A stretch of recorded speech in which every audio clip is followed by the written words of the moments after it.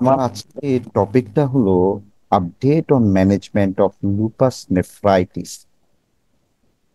আহ এটা আসলে টপিকটা মানে প্রেজেন্টেশনে যাওয়ার আগে আমি দুইজন স্যারকে আমার অন্তরের অন্তঃস্থল থেকে অত্যন্ত ধন্যবাদ জানাবো। একজন হলেন আমার শিক্ষক, যার কাছে আমি আসলে অনেক কিছু শিখেছি, professor MD Mujibur Rahman sir, এবং আমার আরেকজন শিক্ষক প্রফেসর সৈয়দ আতিকুল হক স্যার। বাংলাদেশে যদি এসিলি এবং লুপাস নিয়ে যে দুইজন গবেষক দীর্ঘ সময় কাজ করেছেন, তাদের মাঝে আমাদের এই দুইজন স্যারের অবদান অনস্বীকার্য। আমার যতটুকু শিক্ষা আমি অর্জন করেছি, আমি দুইজন স্যারের কাছ থেকে অর্জন করেছি, এবং আমি অসংখ্য ধন্যবাদ জানাবো প্রফেসর এমডি মুজিবুর রহমান স্যারকে, যিনি আমাকে আসলে হাতে কলমে অনেক কিছু শিখিয়েছেন। আর যতটুকু আমরা জ্ঞান অর্জন করতে পেরেছি regarding acquiring knowledge and managing those lupus patients, and regarding the clinical experience, সেই নলেজগুলো আসলে কিভাবে আমরা ইমপ্লিমেন্ট করতে পারি সেটার উপর বেস করে একটা শর্ট প্রেজেন্টেশন।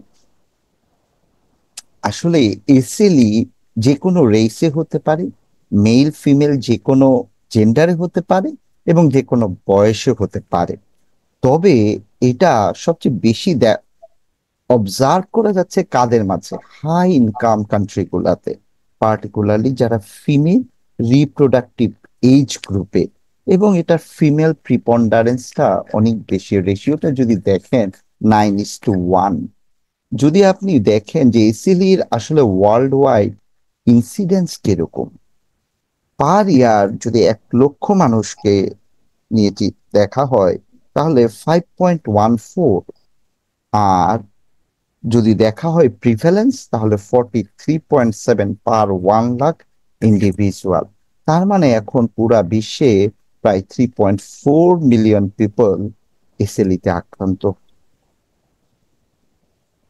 লুপাস নেফ্রাইটিস যদি চিন্তা করি, আসলে এসএলই যেটা রেনাল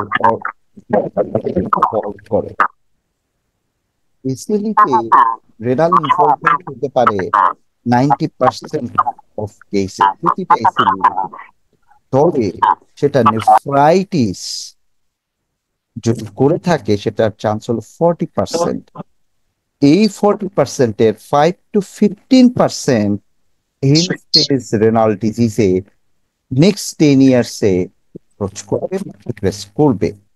এই জন্য লুপাস নেফ্রাইটিস হলো এক্সেলির মোস্ট সিভিয়ার এবং একটা ফ্রিকুয়েন্ট কমপ্লিকেশনস।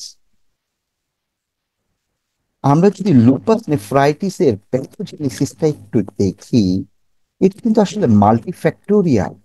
এখানে যেমন এনভায়রনমেন্টাল ফ্যাক্টরস দায়ী, তার সাথে কিছু জেনেটিক্যাল পলিমরফিজম ইজ রেসপন্সিবল, যেটা মেজর লোকাই রিলেটেড হতে পারে, নন ছেলে লোকাই রিলেটেড হতে পারে।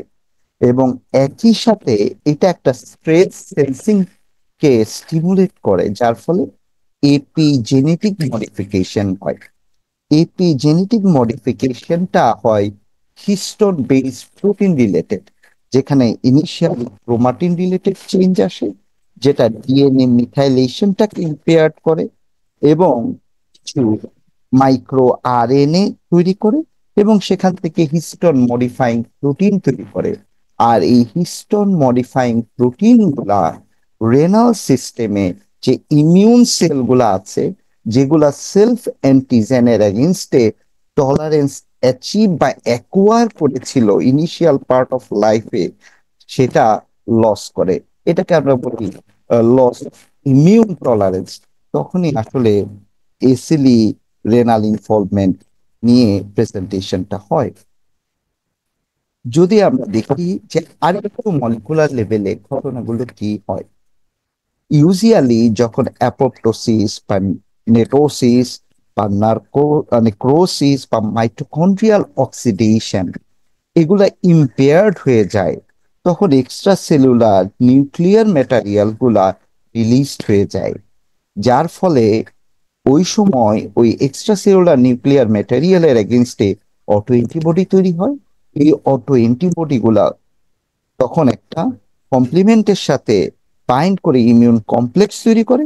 সেই ইমিউন কমপ্লেক্স গুলা কিন্তু আমার গ্লোমেরুলাই বা টিউবুলো ইন্টারস্টিশিয়াল এরিয়াতে ডিপোজিট হয়। এইটা ডিপোজিট হওয়ার সাথে সাথে রেনাল ইমিউন সিস্টেমের একটা সেল আছে, সেটা হলো ইননেট ইমিউন সিস্টেমের পার্ট, এটাকে আমরা ম্যাক্রোফেজ বলে থাকি। বর্তমানে এটাকে বলা হয় প্লাজমা সাইটোয়েড ডেনড্রাইটিক সেল। এই প্লাজমা সাইটোয়েড ডেনড্রাইটিক সেল তখন ইনফ্লামেটরি সাইটোকাইন রিলিজ করে based on interferon, tumour necrosis factor alpha and interleukin 6। এই ইনফ্লামেটরি সাইটোকাইন গুলোই কিন্তু পরবর্তীতে আসলে এই সেলুলার ড্যামেজ প্রোগ্রেস করতে থাকে। আমরা যদি প্রোগ্রামটা দেখি, ডায়াগ্রামটা, দেখা যাবে এই যে অটো অ্যান্টিবডি যেগুলা প্যাথোজেনিক, সেগুলো একই সাথে গ্লোমেরুলার ক্যাপিলারি এবং একই সাথে টিউবুলার এপিথেলিয়াল সেলে আসলে ডিপোজিট হচ্ছে। ডিপোজিট হয়ে সেখানে একটা ইনফ্লামেটরি ক্যাসকেড বা ইনফ্লামেটরি স্টর্ম ক্রিয়েট করছে। এই ইনফ্লামেটরি স্টর্ম গুলা স্পেসিফিক লিম্ফোসাইট, যেগুলা স্পেসিফিক কিছু সারফেস মার্কার রিলিজ করে বা এক্সপ্রেস করে, সেই সেলগুলার রিক্রুটমেন্ট বেশি করে এবং ইনফ্লামেটরি ক্যাসকেডটা এনশিওর করে। তার ফলে একই সাথে গ্লোমেরুলার ইনজুরি হয় এবং পোডোসাইট লস হতে থাকে এবং ইভেনচুয়ালি ফাইব্রোসিস ডেভেলপ করে। এখন আমরা যদি বলি যে আসলে লুপাস নেফ্রাইটিস, হ্যাঁ, লুপাস নেফ্রাইটিস এই ডায়াগনোসিস টুল কি বা ডায়াগনস্টিক টুল, আমি বলবো শুধু একটি, সেটা হলো রেনাল বায়োপসি। একটা পেশেন্টের এসিডিতে রেনাল ইনভলভমেন্ট হতে ডেফিনেটলি হতে পারে, কিন্তু যদি তার রেনাল ইম্পেয়ারমেন্টটা প্রোগ্রেসিভ হয়, যেটা আদার কোনো প্যাথোলজি দ্বারা এক্সপ্লেন করা যাচ্ছে না, এবং একই সাথে ইউরিনে সেডিমেন্ট পাওয়া যাচ্ছে, যেখানে ইমিউন সেল, এখানে আরবিসি কাস, ডব্লিউবিসি কাস, পাশাপাশি protein 3+ or more, that is more than 500 milligram per day, এরকম একটা সিচুয়েশনে আপনি সাসপেক্ট করবেন যে হ্যাঁ, এটা লুপাস নেফ্রাইটিস হতে পারে, বা রেনাল ইনভলভমেন্ট থাকতে পারে। এটা যদি কনফার্ম করতে হয়, আপনাকে রেনাল বায়োপসি করতে হবে এবং স্পেসিমেনটা হিস্টোপ্যাথোলজির জন্য পাঠাতে হবে। একই সাথে ইমিউনোফ্লোরিসেন্স, একই সাথে ইমিউনোফ্লোরিসেন্স এটা খুব ইম্পর্টেন্ট, কারণ আমরা ইমিউনোফ্লোরিসেন্সের পার্টটুকু ভুলে যাই।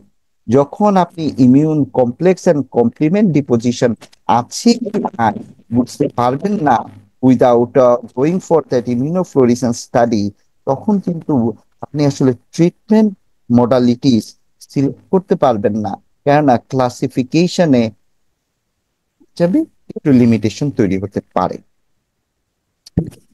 রেনাল বায়োপসি করার আগে কিছু জিনিস আমাদের কনসিডার করতে হয়, সেটা হলো যে একটা আল্ট্রাসাউন্ড করতে হয় কিডনি, ইউরেটার এবং ব্লাডার স্ট্রাকচার রিলেটেড।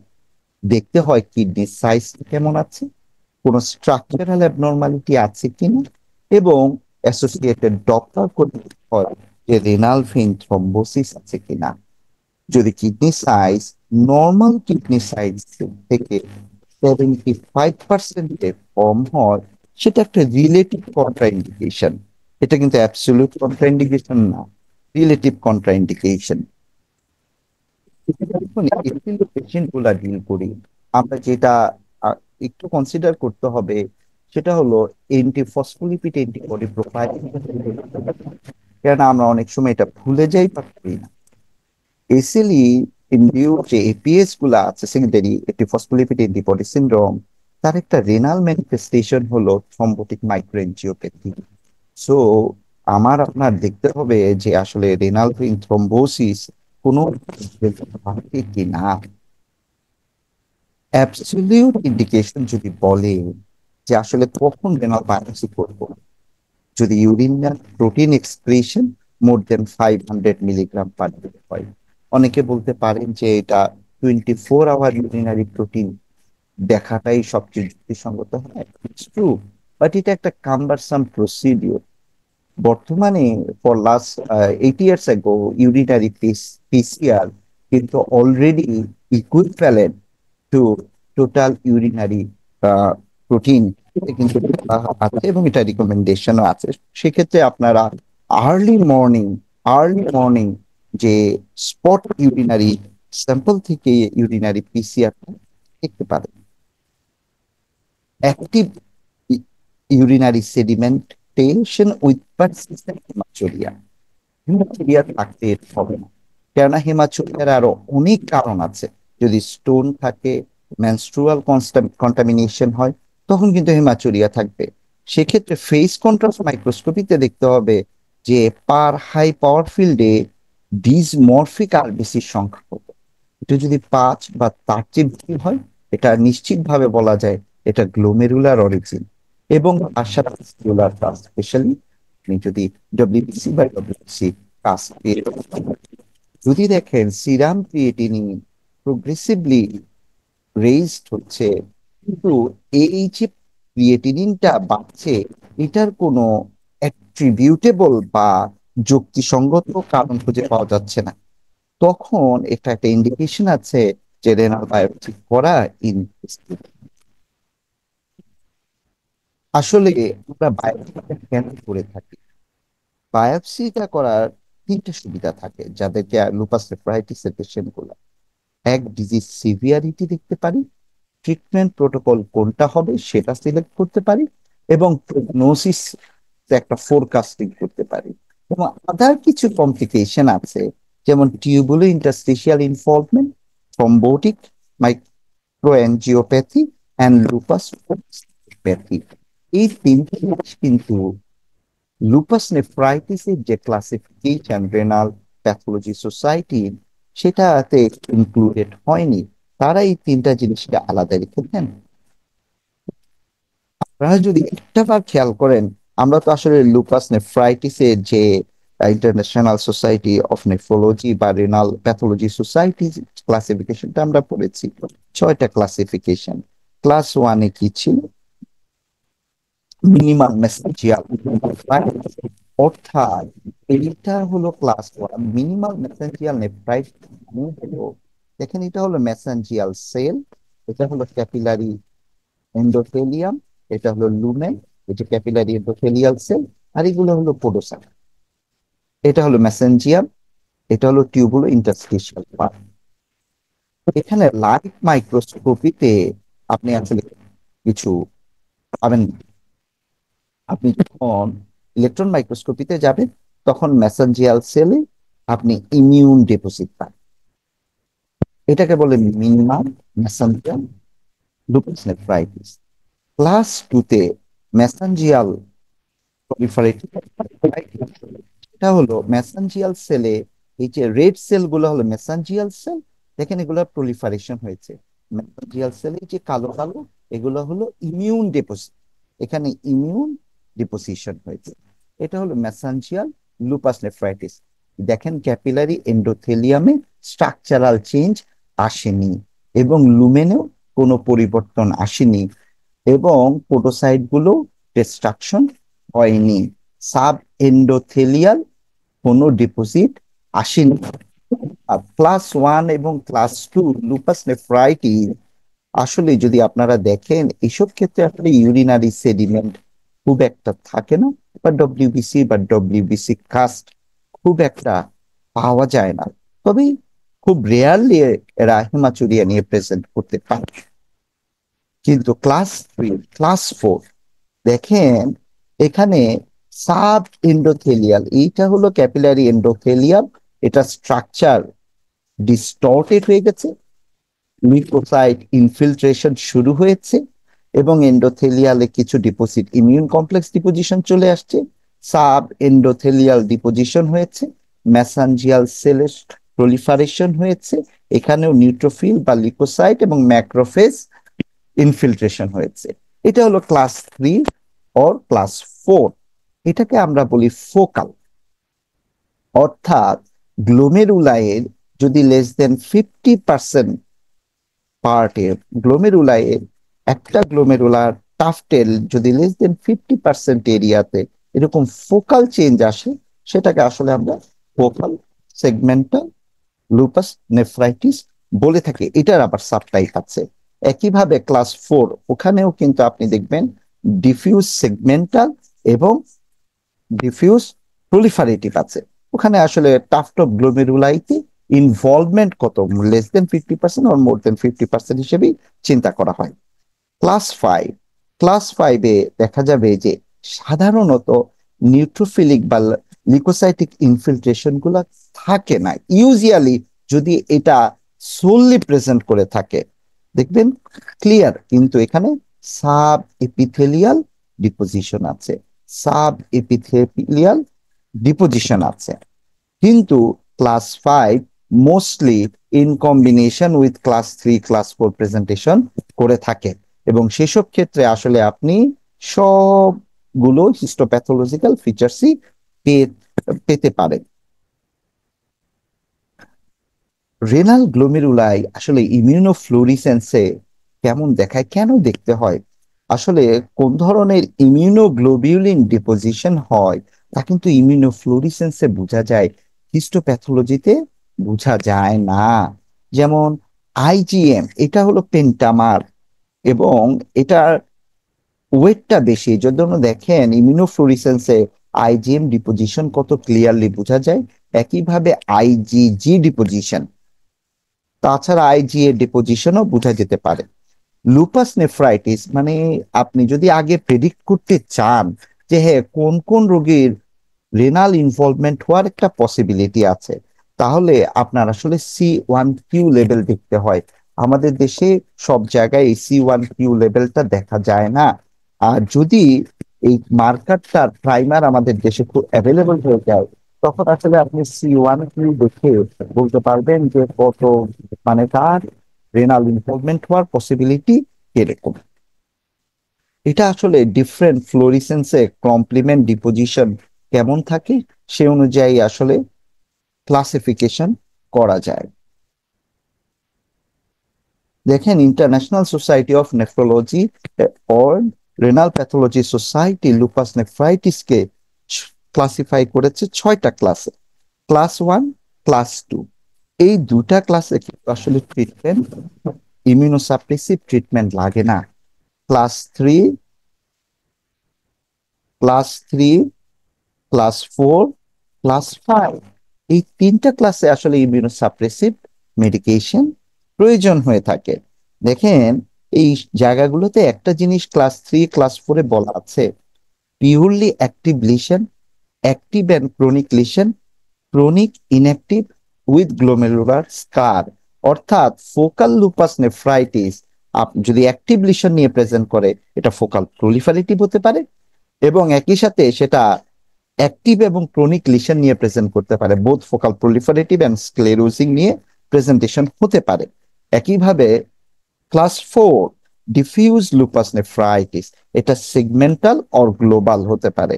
সেগমেন্টাল মানে কি, একটা গ্লোমেরুলার ক্যাপিলারি বা গ্লোমেরুলার টাফটের লেস দেন 50% এরিয়াতে ইনভলভমেন্ট থাকে।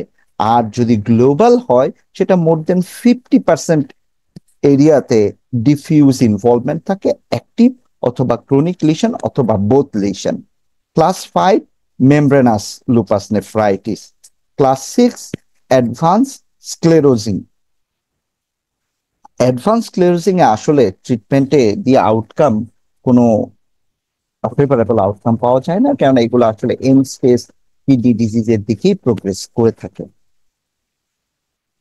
আমার মনে হয় আমি এই ধরনের একটা classification with pictogram with scoring system যদি আপনারা প্রিন্ট আউট করে এই লুপাস নেফ্রাইটিসের রোগীদের ক্ষেত্রে রেখে দেন, তাহলে আপনি বুঝতে পারবেন যে আসলে লুপাস নেফ্রাইটিসের হিস্টোপ্যাথোলজিক্যাল অ্যাপিয়ারেন্স ইমিউনোফ্লোরিসেন্স দেখে কিভাবে স্কোরিং করতে হয়। দেখেন এখানে আছে NIH, National Institute of Health activity and chronicity index. অর্থাৎ যে আমি একটা জিনিস আপনাদের বলছি যে অ্যাক্টিভ লিশন এবং ক্রনিক লিশন গ্লোমেরুলায়ের কত জায়গাটিকে ইনভলভ করেছে, সংখ্যায় কত, সেটা দেখে এটা বলা যেতে পারে। অ্যাক্টিভ লিশন গুলা কি কি? যেমন এন্ডোক্যাপিলারি, hypercellularity, neutrophilic infiltration, fibrinoid necrosis, hyaline deposit, cellular crescent, interstitial inflammation। এই অবজারভেশন গুলা যদি আপনি হিস্টোপ্যাথোলজিক্যাল অবজারভেশনে পেয়ে যান, তাহলে বুঝতে হবে যে ডিজিজটা অ্যাক্টিভ। আর ক্রনিক হলো যদি টোটাল গ্লোমেরুলোস্ক্লেরোসিস, ফাইব্রাস ক্রিসেন্ট, ক্রিসেন্টের মাঝে পার্থক্য আছে, একটা সেলুলার ক্রিসেন্ট, ফাইব্রাস ক্রিসেন্ট। যদি ফাইব্রাস ক্রিসেন্ট থাকে সেটা ক্রনিক, টিউবুলো ট্রফি যদি থাকে chronic, and interstitial fibrosis chronic. এগুলোর আউটকাম আসলে পোর, কেননা এগুলো within 10 years end stage kidney ডিজিজে প্রোগ্রেস সাধারণত করে থাকে। এই জন্য আমি সবাইকে বলবো, আপনারা যদি এরকম একটা স্কোরিং সিস্টেম প্রিন্ট আউট নিয়ে রাখেন, তাহলে আসলে ম্যানেজমেন্ট পারপাস খুব হেল্পফুল হবে। আমরা রেনাল বায়োপসি করতে পারি না, আসলে ডিফিকাল্টিস থাকে। সো আর কোনো বায়োমার্কার আছে কি যেটা দেখে পারা যাবে যে তার লুপাসটা রেনাল ইনভলভমেন্ট অলরেডি করে ফেলেছে?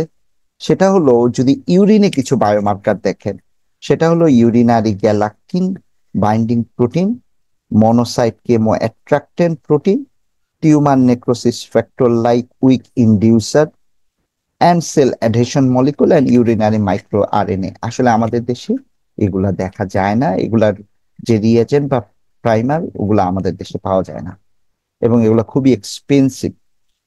ঠিক একইভাবে serum biomarker tyrosine kinase receptor level এবং human epididymis protein, insulin like growth factor binding protein, C1q আমাদের দেশে দেখা যায়, 2-3টা সেন্টারে হয়, B lymphocyte activating factor and adiponectin and leptin.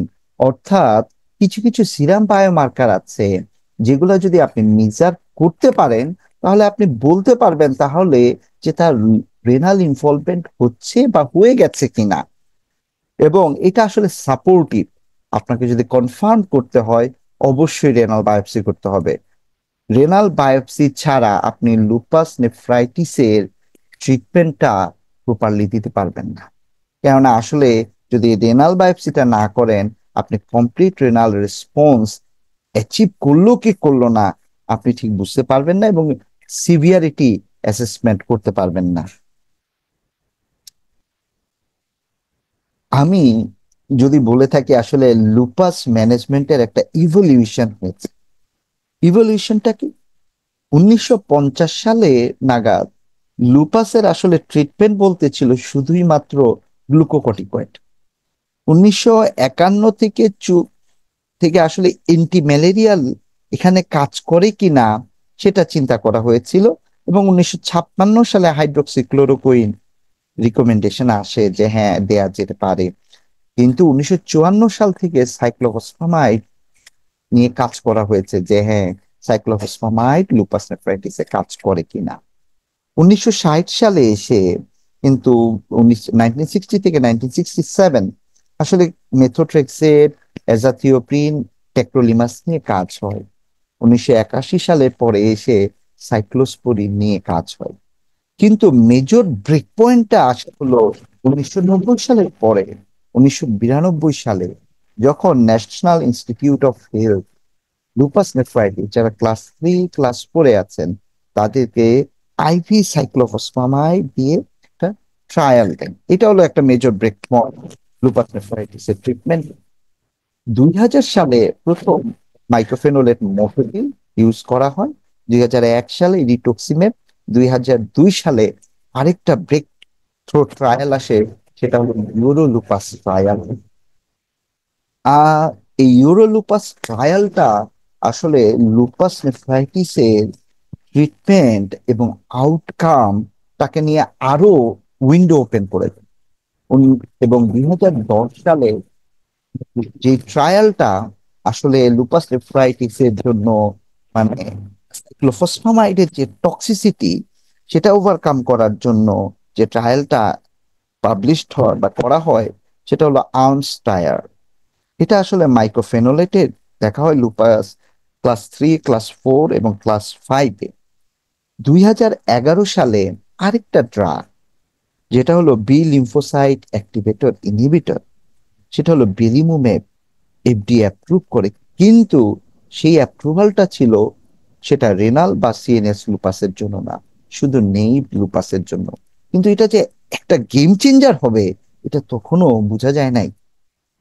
2020 সালে বেলিমুম্যাব অ্যাপ্রুভাল পায়, 2020 সালে ভক্লোস্পোরিন অ্যাপ্রুভাল পায়, এবং 2021 সালের পর অ্যানিফ্রোলিউম্যাব অ্যাপ্রুভাল পায়, এবং একই সাথে অবিন্টজুমাব অ্যাপ্রুভাল পেয়ে যায়।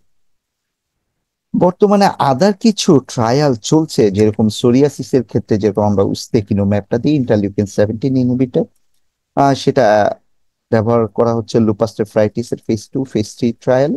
তবে রিফ্রাক্টরি লুপাস নেফ্রাইটিস নিয়ে যে ট্রায়ালটা রান করছে সেটা হলো ডেরাটুমোম্যাব।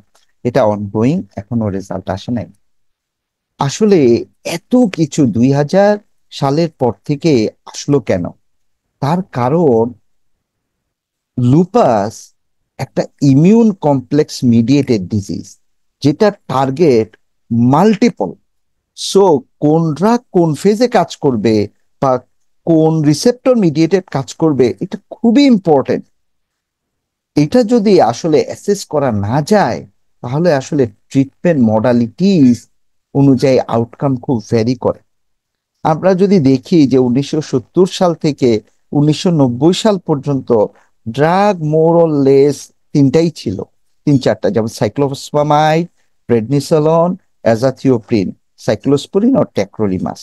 আহ সাইক্লোস্পোরিন ও ট্যাক্রোলিমাস আসলে ক্যালসিয়াম নিউরন ইনহিবিটর, যেটা হলো আসলে ইমিউনোমোডুলেট করে, নিউট্রোফিলিক ইনফিল্ট্রেশনটা বন্ধ করে।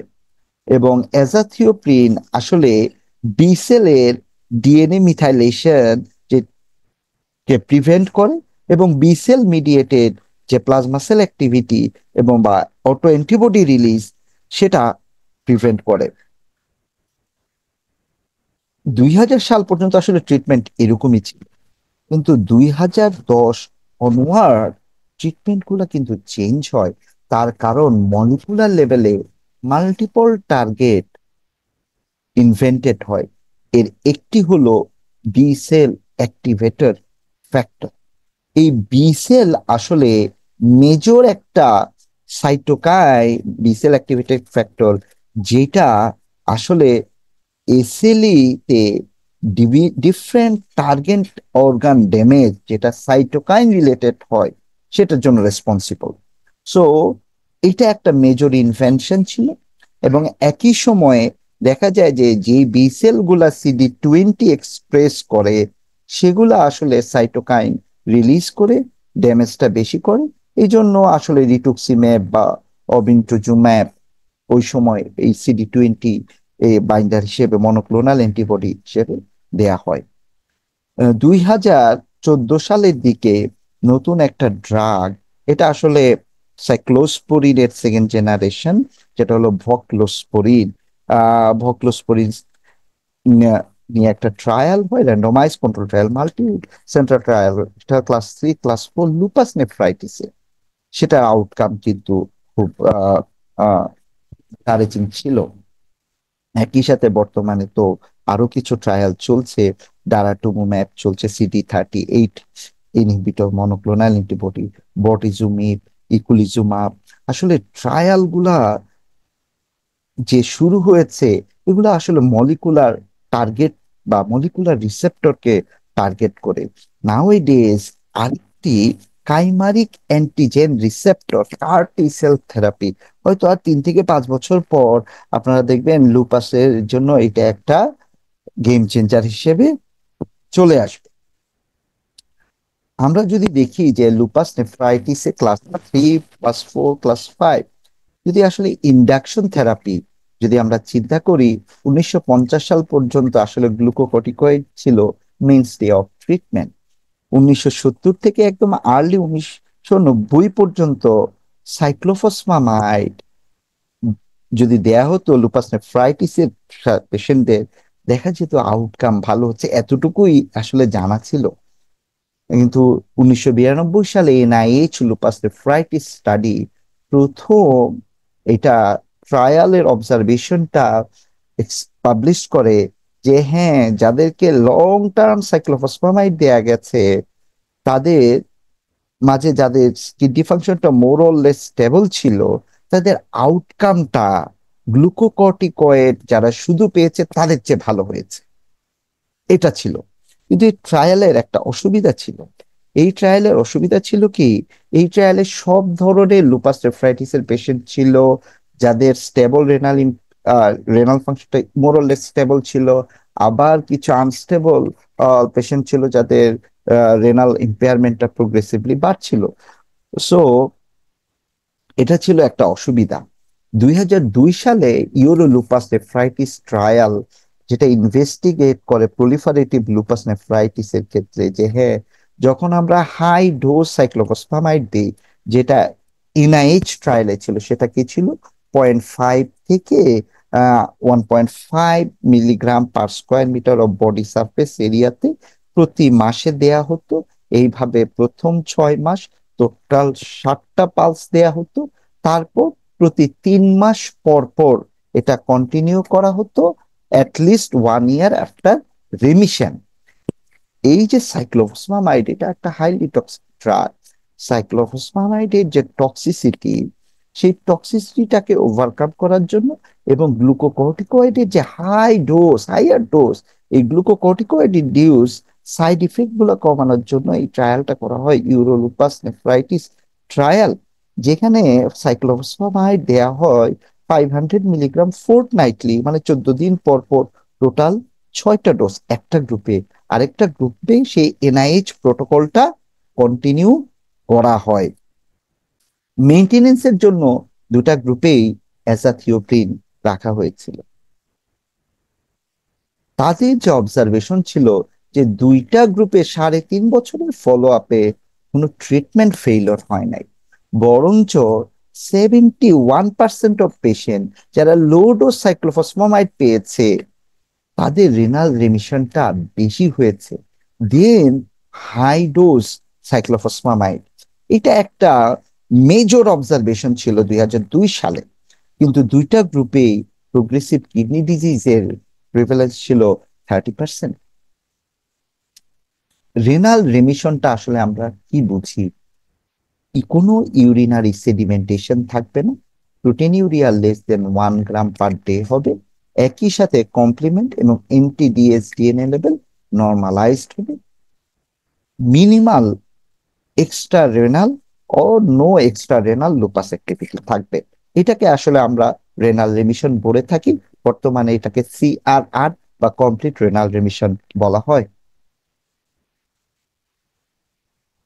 সাইক্লোফসফামাইড ইনফিউশনের সময় আগে পরে থেকে কয়েকটা জিনিস আসলে আমাদের কনসিডার করা উচিত। এক, যে ডব্লিউবিসি কাউন্ট অবশ্যই 1500 বেশি থাকতে হবে। যদি কম থাকে তাহলে কি দিব না, দেয়া যাবে। অ্যাটলিস্ট এক্ষেত্রে 25% ডোজ রিডাকশন করতে হবে বেসলাইন ডোজ থেকে। আর হেমোরেজিক সিস্টাইটিস প্রিভেন্ট করার জন্য আমরা তো মেসনাটা দিয়ে থাকি, তবে এটা দেওয়ার নিয়ম আছে। নিয়ম হলো আপনি টোটাল যে সাইক্লোফসফামাইড ডোজটা দিবেন তার 20% আপনি ইনস্ট্যান্ট দিবেন, 2 ঘন্টা পর দিবেন, 4 ঘন্টা পর দিবেন, 6 ঘন্টা পর দিতে পারেন। এটা আসলে ওরালও দিতে পারেন, আইভিও দিতে পারেন। এবং এনশিওর করতে হবে এডিকুয়েট ডাইউরেসিস যদি এডিকুয়েট থাকে, ইউরিন যদি এডিকুয়েট থাকে, তাহলে এই ধরনের হেমোরেজিক সিস্টাইটিস বা সাইক্লোফসফামাইড ইনডিউসড নেফ্রোটক্সিসিটির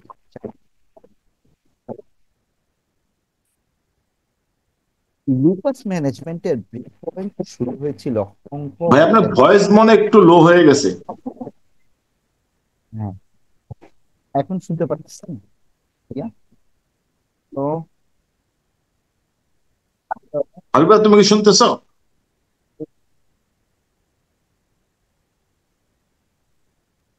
শোনা যাচ্ছে না। না ভয়েস স্যার, একটু এ করতে হবে। শুনতেছি হঠাৎ হঠাৎ করে ড্রপ হয়েছে, এতক্ষণ ঠিক ছিল। না, ভয়েস একেবারে কম। স্যার কথা বলতেছে এটা বোঝা যাচ্ছে, বাট কি বলতেছে এটা বোঝা যাচ্ছে না। এখন হঠাৎ করে ড্রপ হয়ে গেছে, ব্রেক পয়েন্ট এই লুপাস। শোনা যাচ্ছে না।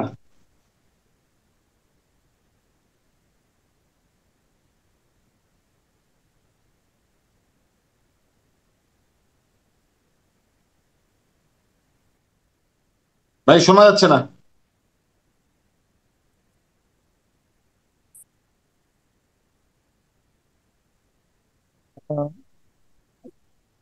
না, শোনা যাচ্ছে না।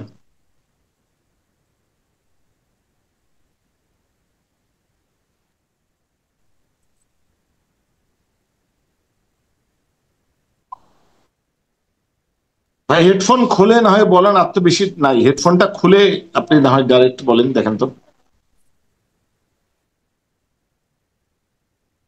হ্যালো। হ্যাঁ, এখন শোনা ঠিক আছে। যাচ্ছে। হ্যাঁ, শুনতে পাচ্ছেন? হ্যালো, হ্যাঁ, শোনা যাচ্ছে। শুনতে পাচ্ছেন? হ্যাঁ, শোনা যাচ্ছে।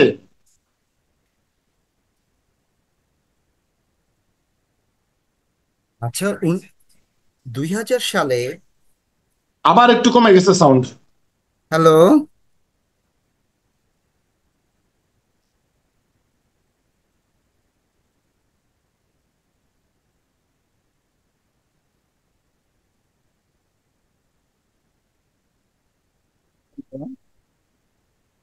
হ্যালো। হ্যালো। আপনি হেডফোন ছাড়া ট্রাই করেন না ভাই, হেডফোনটা খুলে একটু কথা বলেন তো। হ্যাঁ, হ্যাঁ, শুনতে পারতেছেন ভাইয়া এখন? হ্যাঁ, হ্যালো। এখন শোনা যাচ্ছে।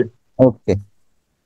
2000 সালে হংকং এর যে নেফ্রোলজি স্টাডি গ্রুপ, তারাই প্রথম আসলে নিয়ে আসে লুপাস নেফ্রাইটিসের জন্য যে ইন্ডাকশন থেরাপি, এমএমএফ বা মাইক্রোফেনোলেট মোফেটিল অ্যালং উইথ প্রেডনিসেলন, তারাই প্রথম নিয়ে আসে। আহ, একটা গ্রুপে ছিল এমএমএফ উইথ প্রেডনিসেলন, আরেকটা গ্রুপে ছিল ওরাল সাইক্লোফসমামাইড উইথ প্রেডনিসেলন। এতে দেখা যায় কি, যে রেমিশনটা দুইটা গ্রুপেই সমান। মানে ডিফারেন্স ছিল না রিগার্ডিং রেমিশন। এই স্টাডিটাই পরবর্তীতে একটা larger open level non inferiority trial কে ইনিশিয়েট করে, যেটা কম্পেয়ার করে mycophenolate mofetil with monthly IV cyclophosphamide for induction therapy. এবং এই ট্রায়ালটাও দেখা যায় MMF was non inferior to IV cyclophosphamide, এবং এইটা কমপ্লিট রেমিশন অ্যাচিভ করতে বেশি হেল্প করে। এই দুটা স্টাডি আসলে এই অ্যাসপ্রেভা লুপাস ম্যানেজমেন্ট স্টাডি বা অ্যান্স ট্রায়ালকে ইনিশিয়েট করতে হেল্প করে এবং বা এনকারেজ করে। 2009 সালে তারা কম্পেয়ার করে MMF versus high dose IV cyclophosphamide. এটা একটা multinational multi ethnic cohort study ছিল, এবং এই দুইটা গ্রুপেও রেমিশন ইন্ডাকশনে কোনো পার্থক্য পাওয়া যায় নাই। অর্থাৎ এমএমএফ ছিল নন ইনফেরিয়র টু আইভি সাইক্লোফসমামাইড।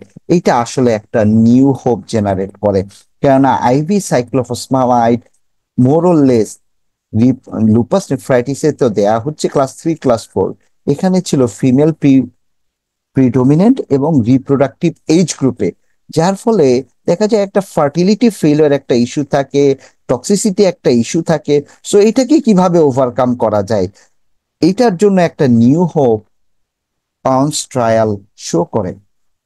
আমরা যদি নাটশেলে দেখি যে আসলে যারা মাইক্রোফেনোলেট মোফেটিল পাচ্ছে, এই ব্ল্যাক বার ডায়াগ্রাম, যারা আইভি সাইক্লোফসফামাইড পাচ্ছিল, ওভারঅল কোনো পার্থক্য নাই। পি ভ্যালুটা দেখলে বোঝা যাবে এটা লেস মোর দেন 0.05।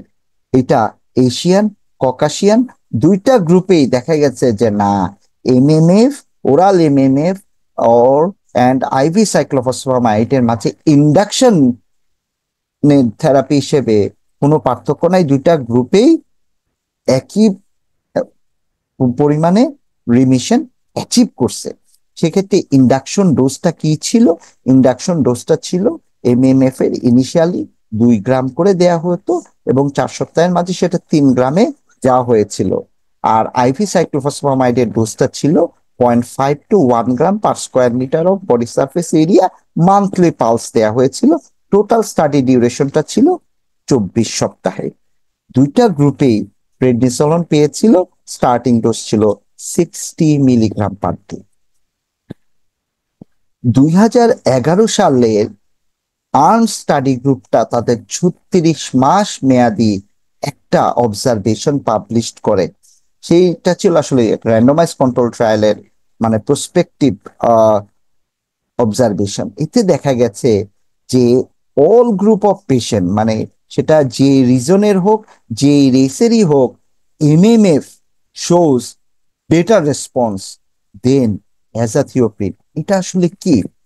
দুইটা গ্রুপে ইন্ডাকশন দেয়া হয়েছিল, একটা এমএমএফ দিয়ে আর একটা আইপি সাইক্লোফসফামাইড দিয়ে, কিন্তু মেনটেন করা হয়েছিল একটা গ্রুপে এমএমএফ আর একটা গ্রুপে অ্যাজাথিওপ্রিন। যখন মেইনটেনেন্স ইস্যুটা চলে আসলো, তখন 36 মাস মেয়াদী যে অবজারভেশন, সেখানে আসলো এমএমএফ ওয়াজ সুপিরিয়র টু অ্যাজাথিওপ্রিন। অর্থাৎ ট্রিটমেন্ট ফেইলার এমএমএফ এ ছিল 16.4% আর অ্যাজাথিওপ্রিনে ছিল এর চেয়ে দ্বিগুণ 32%। অর্থাৎ মেইনটেনেন্স থেরাপি হিসেবে এমএমএফ তখন সুপিরিয়র হিসেবেই প্রকাশ পেল। এবং এরপর থেকে আসলে লুপাস নেফ্রাইটিসের ট্রিটমেন্টে একটা নতুন এরা শুরু হলো। 2011 সালে কেডিগো গাইডলাইন রিকমেন্ড করলো first line induction therapy for lupus nephritis for class 3 class 4 হয় সাইক্লোফসফামাইড নন মাইক্রোফেনোলেট নফেটিল, মেইনটেনেন্স থেরাপি হিসেবে এমএমএফ, অ্যাজাথিওপ্রিন এবং low dose oral corticosteroid. Low dose oral corticosteroid category 1B recommendation, এটা আসলে 2011 সালে। একই সময়ে আরো একটি স্টাডি অনগোয়িং ছিল, সেটা হলো রিটুক্সিম্যাব। যে রোগীগুলো আসলে দেখা যেত যে রিফ্রাক্টরি লুপাস নেফ্রাইটিস বা লুপাস নেফ্রাইটিসের সিভিয়ারিটি অনেক বেশি, সেই গ্রুপ অফ পেশেন্টকে নিয়ে আসলে রিটুক্সিম্যাব থেরাপি দেয়া হলো অ্যাজ এ ইন্ডাকশন থেরাপি। সেই ট্রায়ালটা ছিল লুনার ট্রায়াল, এবং আরেকটা গ্রুপ ট্রায়াল অনগোয়িং ছিল, সেটা হলো রিটুক্সিলুপ স্টাডি। অর্থাৎ স্টেরয়েড স্পেয়ারিং এজেন্ট হিসেবে মানে রিটুক্সিম্যাব কেমন। যেটা লুনার স্টাডি ছিল, সেই গ্রুপটাকে একটা গ্রুপ ছিল যেখানে 1000 মিলিগ্রাম রিটুক্সিম্যাব দেয়া হয়েছিল, একটা 0 মান্থস আর একটা হলো 6 মান্থস, এবং তার সাথে এমএমএফ রাখা হয়েছিল 1.5 gram per day to maximum 3 gram per day up to 4 weeks. LUNAR study আসলে ফেইল্ড হয় to show the added benefit of rituximab with MMF over MMF alone। অর্থাৎ লুপাস নেফ্রাইটিসের ক্লাস 3 ক্লাস 4 এ যারা আক্রান্ত ছিলেন, তাদেরকে এমএমএফ এর সাথে রিটুক্সিম্যাব দিয়ে আলাদা কোনো বেনিফিট তারা দেখাতে পারেনি। কিন্তু পোস্ট হক বা সাব গ্রুপ অ্যানালাইসিসে দেখা গেল এদের মাঝে যারা ব্ল্যাক অর হিসপ্যানিক, তাদের মাঝে ইনিশিয়াল যে রেনাল রেসপন্সটা ছিল সেটা বেটার ছিল। সো এটা একটা উইন্ডো ওপেন করে যায়। পরবর্তীতে আরেকটি প্রসপেক্টিভ অবজারভেশনাল স্টাডি থাকে রিটুক্সিম্যাবের, রিটুক্সিলুপ ক্লাস 3 ক্লাস 4 ক্লাস 5 লুপাস নেফ্রাইটিসে। এই গ্রুপে দেখা যায় যাদেরকে রিটুক্সিম্যাব দেয়া হয়েছিল, তারা আসলে তাদের ক্ষেত্রে স্টেরয়েডের ডোজটা কম লেগেছিল। এটা ছিল একটা ইম্পর্টেন্ট অবজারভেশন। 2018 সালে 74টা স্টাডির একটা কখরেন রিভিউ হয়। এর মাঝে 67টা 67 ছিল ইন্ডাকশন থেরাপি আর 9টা ছিল মেইনটেনেন্স থেরাপি, এবং তাদের একটা কনক্লুডেড রিকমেন্ডেশন ছিল MMF provides equivalent disease remission compared with IP cyclophosphamide and May avoid drug related toxicity. এই জন্য এমএমএফটাকে ফার্স্ট লাইন ইন্ডাকশন থেরাপি হিসেবে ইস্টাবলিশ করা যেতে পারে। এবং মেইনটেনেন্স থেরাপি হিসেবে তারা বলেছিল যে অ্যাজাথিওপ্রিনের যদিও higher risk of disease relapse আছে কম্পেয়ার্ড উইথ এমএমএফ, অ্যাজাথিওপ্রিন দেওয়া যেতে পারে। একইভাবে ইউলার রিকমেন্ডেশন 2019 সালে আসে যে ক্লাস 3, ক্লাস 4 লুপাস নেফ্রাইটিসে ইন্ডাকশন থেরাপি হিসেবে either MMF or mycophenolic acid or low dose IV cyclophosphamide first line agent হিসেবে ব্যবহার করা যাবে অ্যালংসাইড গ্লুকোকর্টিকয়েড। আর মেইনটেনেন্স থেরাপি হিসেবে টাস্ক ফোর্স কমিটি রিকমেন্ড করে MMF who achieve remission after induction therapy with MMF, তাদের ক্ষেত্রে মেইনটেনেন্স আপনি আবার করতে পারবেন এমএমএফ দিয়ে অথবা অ্যাজাথিওপ্রিন দিয়ে। কেডিগো রিকমেন্ডেশন করে স্টেরয়েডের ব্যাপারে একটু ডিফারেন্ট ওয়েতে। ইনিশিয়ালি যেটা করা হতো যে এনআইএইচ যে স্টাডিটা ছিল যে আইভি মিথাইল প্রেনিসিলিন দেয়ার পর কনজিকিউটিভ 3 days 500 থেকে 250 মানে 2500 মিলিগ্রাম দেওয়ার পর ওরাল প্রেডনিসোলন চলতো হাই ডোসে। কেডিগো রিকমেন্ড করে না, ডোজ শুড বি লোয়ার এবং এই ডোজটা হবে 0.3 থেকে 0.5 milligram per KG per day এবং 3 থেকে 6 মাসে এই ডোজটা রিডাকশন করে লেস দেন 7.5 মিলিগ্রামে নিয়ে আসতে হবে। এটা আসলে কেডিগো কেন রিকমেন্ড করেছিল, তার কারণ লোয়ার ডোজ গ্লুকোকর্টিকয়েড আসলে as effective as higher dose glucocorticoid, যার ফলে আসলে গ্লুকোকর্টিকয়েড ইনডিউস যে সাইড ইফেক্ট গুলা ছিল সেটার চান্স বা প্রবাবিলিটি যেন কমানো যায়। একই সাথে 2021 সালে কেডিগো রিকমেন্ড করে যে অ্যাক্টিভ ক্লাস 3, ক্লাস 4 ওর লুপাস নেফ্রাইটিসের জন্য ইন্ডাকশন হিসেবে আসলে এমএমএফ অথবা লো ডোজ আইভি সাইক্লোফসফামাইড, এখন কিন্তু আর হাই ডোজ রিকমেন্ডেড না for induction therapy. Class 5 lupus নেফ্রাইটিসের ক্ষেত্রে একটু রিকমেন্ডেশনটা ডিফারেন্ট।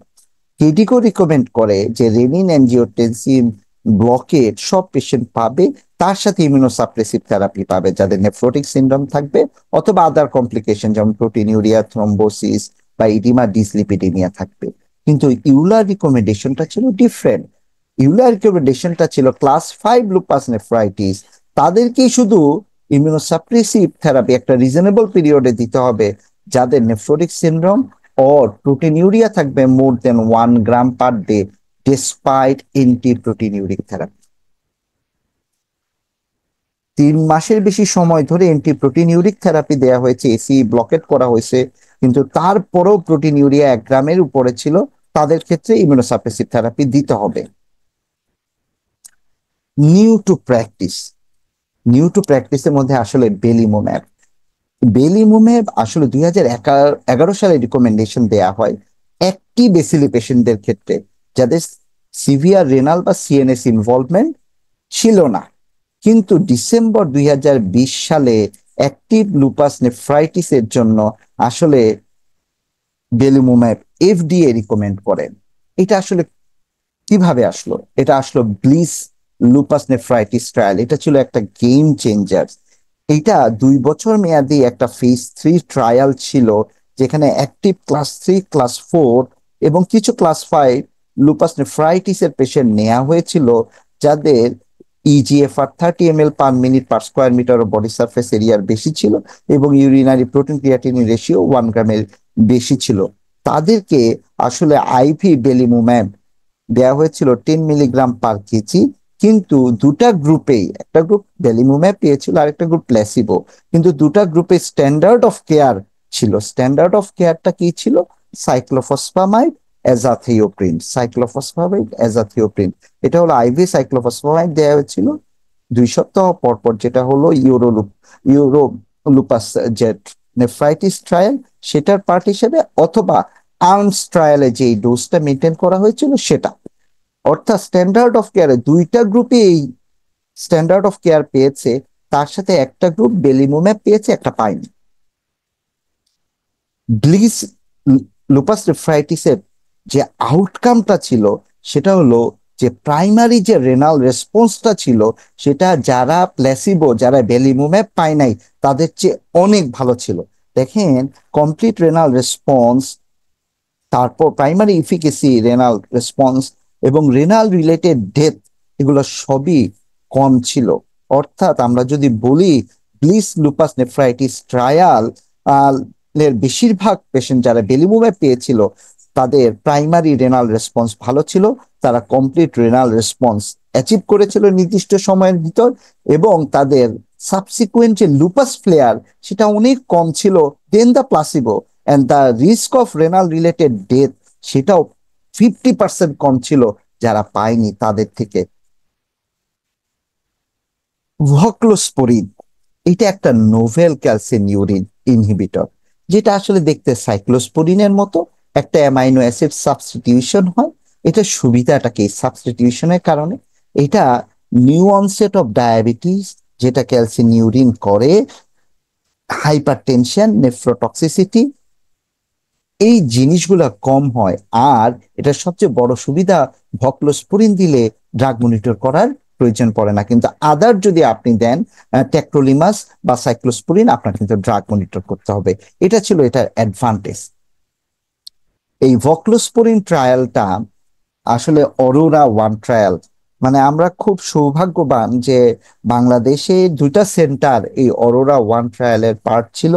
একটা সেন্টার ছিল প্রফেসর এমডি মুজিবুর রহমান স্যারের আন্ডারে, এবং আরেকটা সেন্টার ছিল প্রফেসর সৈয়দ আতিকুল হক স্যারের আন্ডারে। এটা হলো 2014-15 সালের ঘটনা। মানে এটা একটা এত বড় একটা মাল্টি সেন্টার স্টাডি, মানে যেটাতে আমরা পার্টিসিপেট করেছিলাম। আমি প্রফেসর এমডি মুজিবুর রহমান স্যারের অধীনে রিসার্চ অ্যাসিস্ট্যান্ট হিসেবে কাজ করি এই অরোরা ট্রায়ালে। অরোরা ট্রায়াল যেটা ওয়ান ছিল সেটা ছিল 1 বছর মেয়াদি একটা ট্রায়াল, যেখানে class 3, class 4, plus minus class 5 lupus nephritis এর পেশেন্ট গুলাকে নেওয়া হয়েছিল, যাদের ইজিএফআর 45 ml এর বেশি ছিল এবং প্রোটিন ক্রিয়েটিনিন রেশিও 1.5 মিলিগ্রামের বেশি ছিল পার মিলিগ্রাম। এবং তাদেরকে দেয়া হয়েছিল, দুইটা গ্রুপ ছিল, একটা প্ল্যাসিবো আর একটা হলো ভক্লোস্পোরিন। দুজোয়া গ্রুপকেই কিন্তু স্ট্যান্ডার্ড অফ কেয়ার দেয়া হয়েছিল।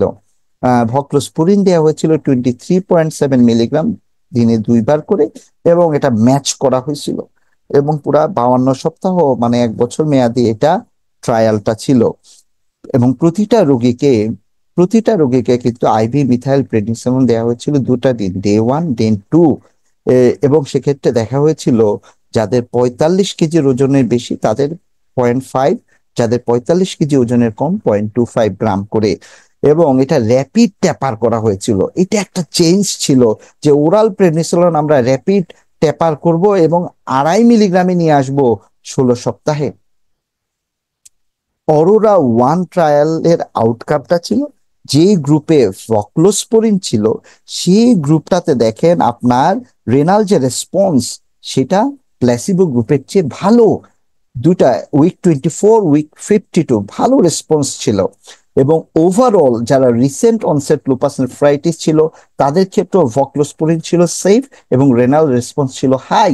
এবং একই সাথে যেই লুপাস নেফ্রাইটিসের অনসেট গুলা ডিলেড ছিল, 6 মাসের বেশি ছিল, তাদের ক্ষেত্রেও ভক্লোস্পোরিন খুব ইফিকেশিয়াস একটা ড্রাগ।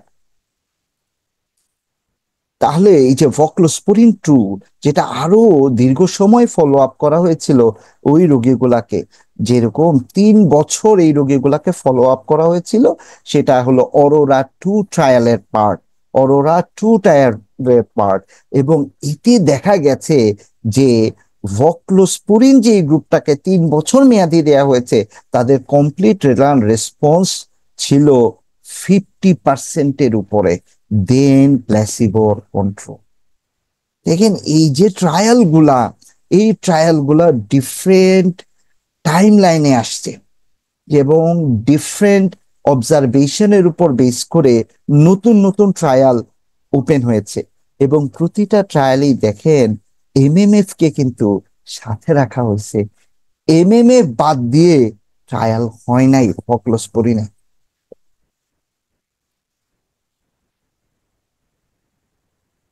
এটা আমি বলেছি। এবং ভক্লোস্পোরিন 2021 সালে FDA অ্যাপ্রুভড হয়।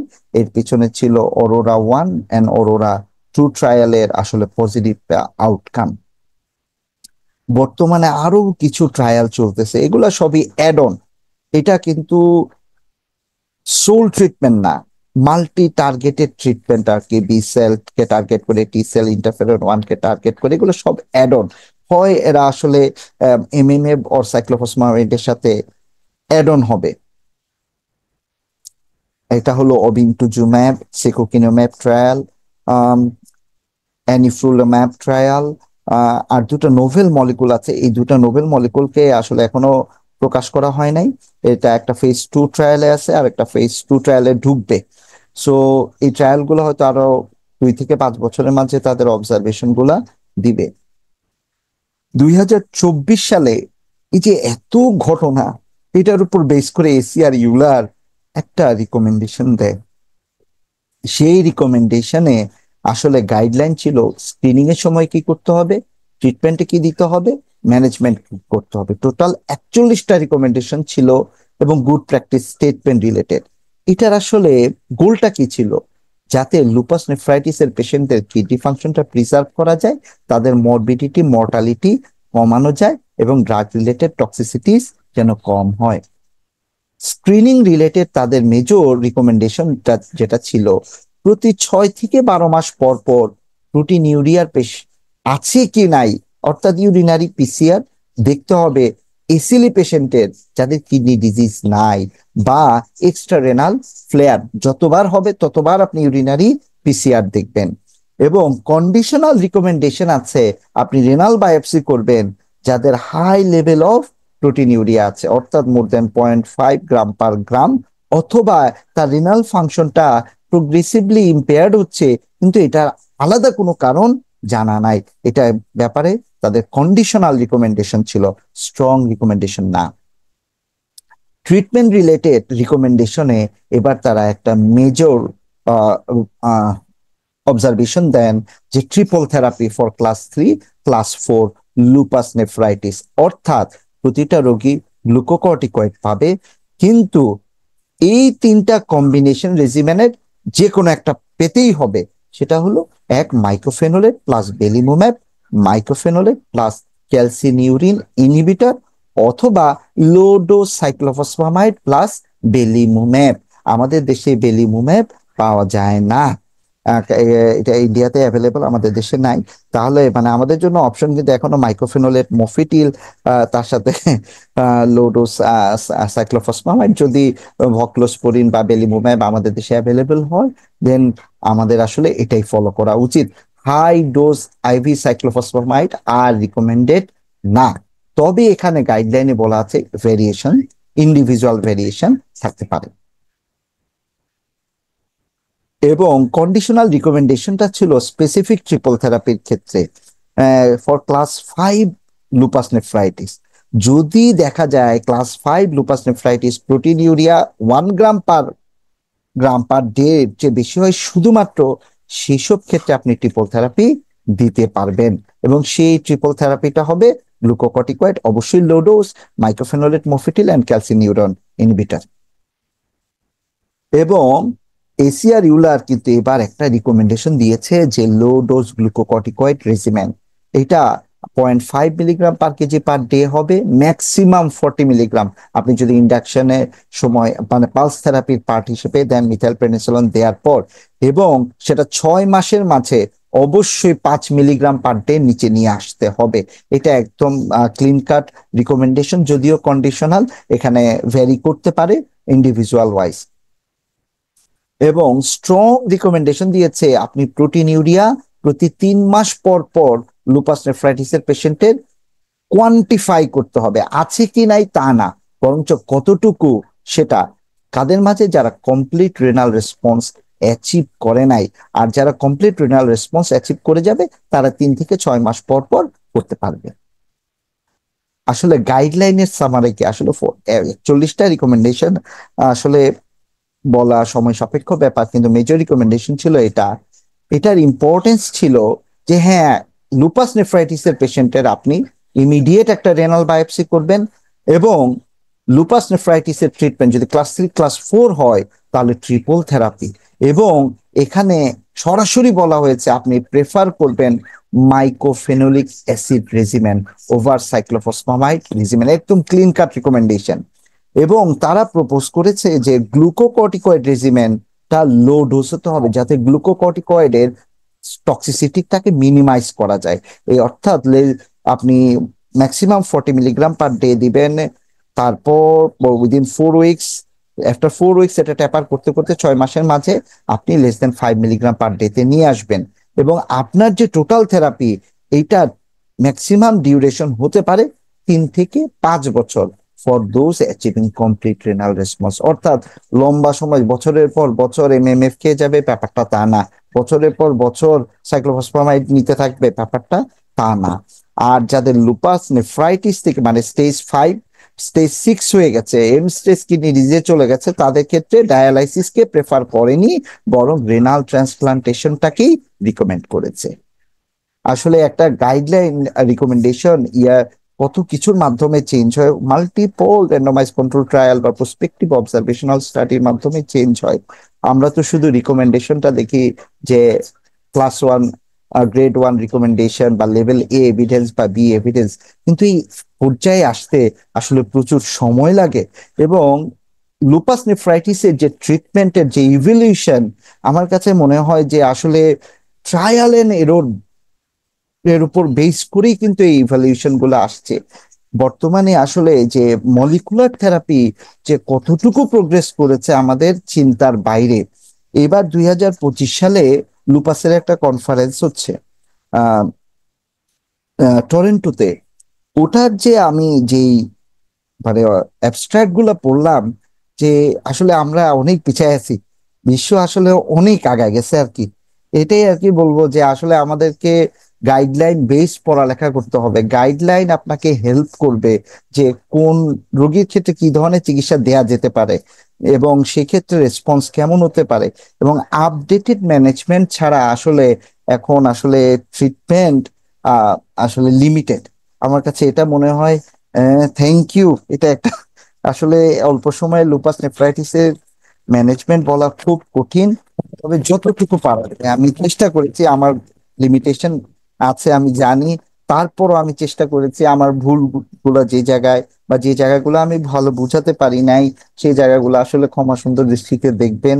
এবং আরো কোনো প্রশ্ন থাকলে প্লিজ বলতে পারেন। অসংখ্য ধন্যবাদ ডক্টর জাকারিয়া সাইদকে সুন্দর প্রেজেন্টেশনের জন্য। অনুষ্ঠানের এই পর্যায়ে আমরা আজকের আমাদের যে চেয়ারপারসন স্যারের কাছে যাব কিছু কমেন্টস দেওয়ার জন্য। জাকারিয়া ভাই আপনার স্লাইড শেয়ার অফ করে দেন। এই পর্যায়ে আজকের চেয়ারপারসন স্যার ডক্টর প্রদীপ কুমার স্যারকে অনুরোধ করব আজকের এই টপিকসে স্যারের গুরুত্বপূর্ণ ইনসাইট আমাদের সবার সাথে শেয়ার করার জন্য।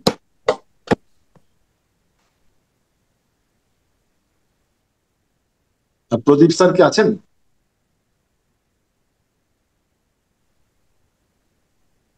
হ্যাঁ আছি স্যার প্লিজ। শোনা যাচ্ছে আমাকে? শোনা যাচ্ছে স্যার। প্রথমে জাকারিয়াকে ধন্যবাদ ফর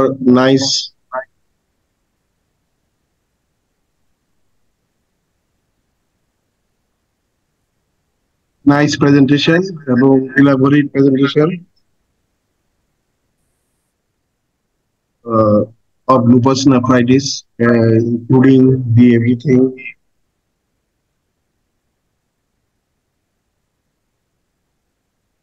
একটু এক মিনিট।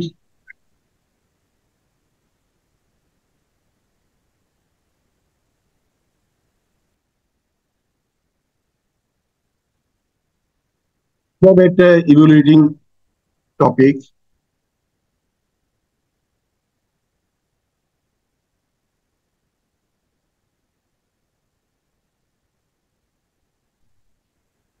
এটা বোঝা এবং এখন ট্রিটমেন্ট দেওয়াটা আমাদের জন্য অনেক সময় এখনো আমরা ডিফিকাল্টি ফেস করি, এটা কিভাবে ট্রিটমেন্ট দেওয়া যাবে এই ব্যাপারে।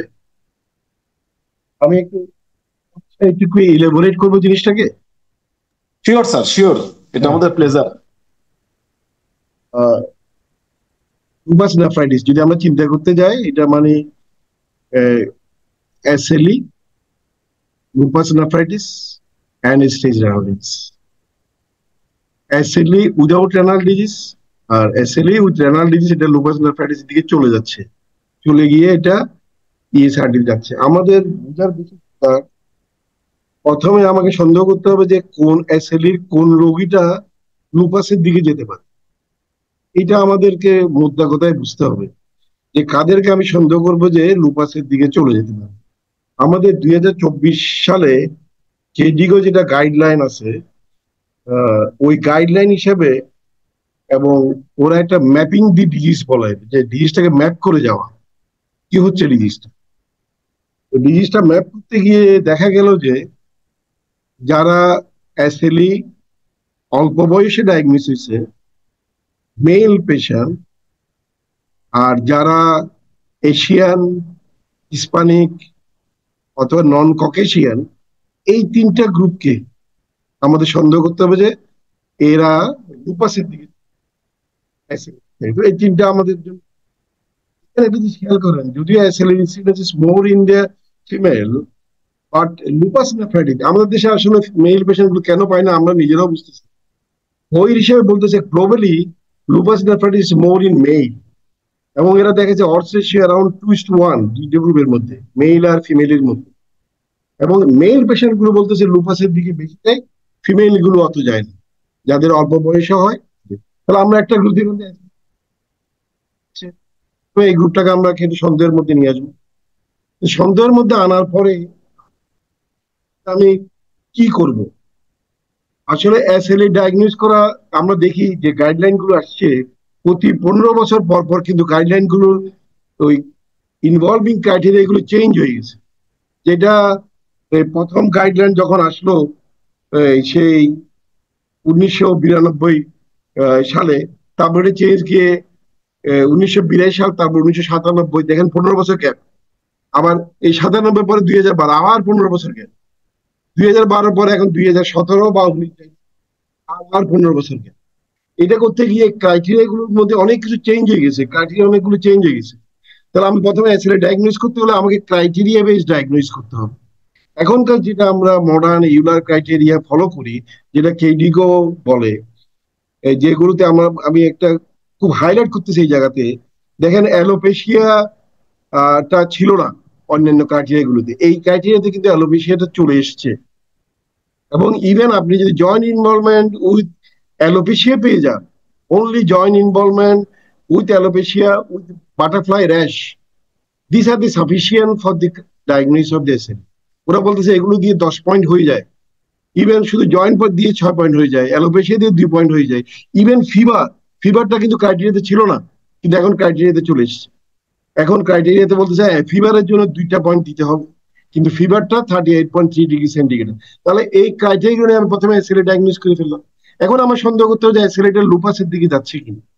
এখন লুপাসের দিকে যাচ্ছে কিনা আমি বুঝে গেল ওই রিস্ক গ্রুপ, যে মেল পেশেন্ট, আর্লি অনসেট, নন ককেশিয়ান, ওই গ্রুপটাকে আমি প্রথমে আইসোলেট করবো যে এদের বেশি হওয়ার সম্ভাবনা। তাহলে এদের আমি কিভাবে সন্দেহ করবো?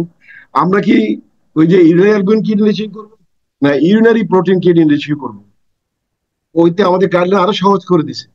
আপনি যদি জাস্ট অ্যালবুস্টিক দিয়ে টেস্ট করার পরে ডাইলুটেড ইউরিনারি অ্যালবুমিন 1+ পান, অথবা আপনি অ্যালবুস্টিক দিয়ে টেস্ট করার পরে নর্মালি এর মধ্যে 2+ অ্যালবুমিন পান, দেন সাসপেক্ট দিয়েছে, তারপর আপনি অ্যালবুমিন সন্দেহ করে ফেলতে হবে। এরপর আপনি কি করবেন? আমরা যেটা ভুল করি, আমরা দেখুন এরপরে আবার ইউরিনারি অ্যালবুমিন, কিন্তু এরপরে করতে বলছে আমাদের গাইডলাইনে বলতেছে তখন কিন্তু আপনি প্রোটিন ক্রিয়েটিন রেশিওটা করুন।